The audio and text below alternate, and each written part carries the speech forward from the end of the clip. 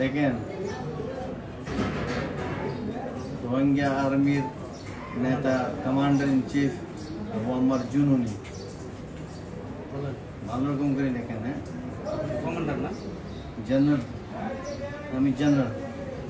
সময় লাগে না আমার দিকে সব জায়গায় ফার্স্ট টাইম শিখি ফেলে যেটা আছে সবগুলা। কোনো প্রশিক্ষণ নিয়েছিলেন এভাবে? কোনো কিছু দরকার নেই, ওর এমনি শিখে ফেলাই যত আছে বোঝা থাকবো। আমি তো অরিজিনাল মুসলমান, তো আমরা অরিজিনাল মুসলমান। সবগুলো রোজা রাখছেন না? সবগুলো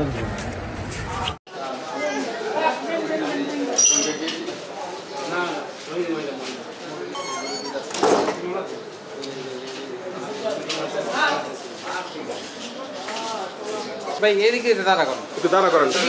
এদিকে খালি একটু 7 জন এক লোকের ছবি দেন, নাম বসে আছে।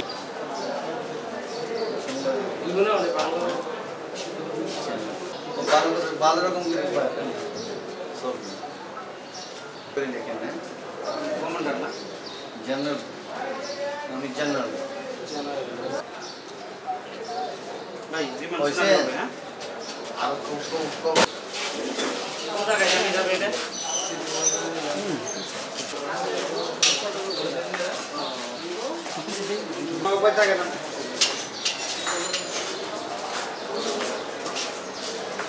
হ্যাঁ, বুঝি তো সব শিখছি। কতদিনে শিখছেন? হ্যাঁ, বুঝছি, বুঝি। কতদিন সময় লাগছে শিখতে? হ্যাঁ, কতদিন সময় লাগছে শিখতে লাগে না। বাংলা কথা? কোনো সময় লাগে না আমার দিক সব জায়গায় ফার্স্ট টাইম শিখি ফেলাই যেটা আছে সবগুলা। কোনো প্রশিক্ষণ নিয়েছিলেন এভাবে? কোনো কিছু দরকার নেই, ওর এমনি শিখে ফেলাই।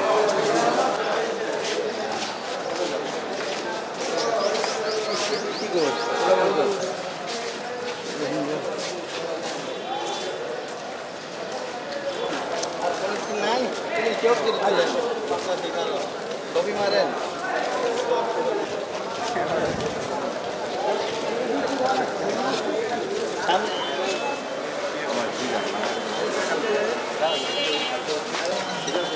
তুলবেন কোথায় দিবেন?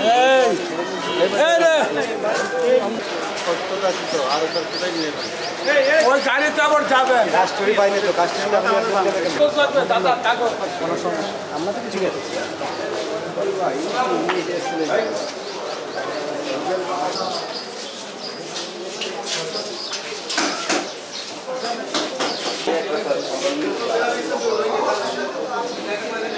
কী বললি ভূমিপল্লী থেকে রোহিঙ্গা নামধারী প্রায় 5 জন পুরুষ এবং 3 জন মহিলা এবং বাঙালি একজন সহ টোটাল 10 জনকে ধৃত করে সন্ত্রাস দমন আইনে এবং ফরেন অ্যাক্টে 2টা মামলা দায়ের করলে সিদ্ধিরগঞ্জ থানায় এই মামলা গ্রহণপূর্বক উক্ত সকল আসামিদেরকে বিজ্ঞ আদালতে সোপর্দ করিয়া তাদের আগমন এবং অবস্থান সম্পর্কে জিজ্ঞাসাবাদের নিমিত্তে 10 দিনের রিমান্ড আবেদন করিয়া বিজ্ঞ আদালতে প্রেরণ করলে বিজ্ঞ আদালতের শুনানি শেষে উভয় মামলাতেই 5 দিন করিয়া 10 দিন রিমান্ড মঞ্জুর করেন। আসামিরা এখন কারাগারে যাবে, কারাগার থেকে আইন প্রয়োজনে তাদেরকে জিজ্ঞাসাবাদের জন্য সংশ্লিষ্ট থানায় নিয়ে যাবে।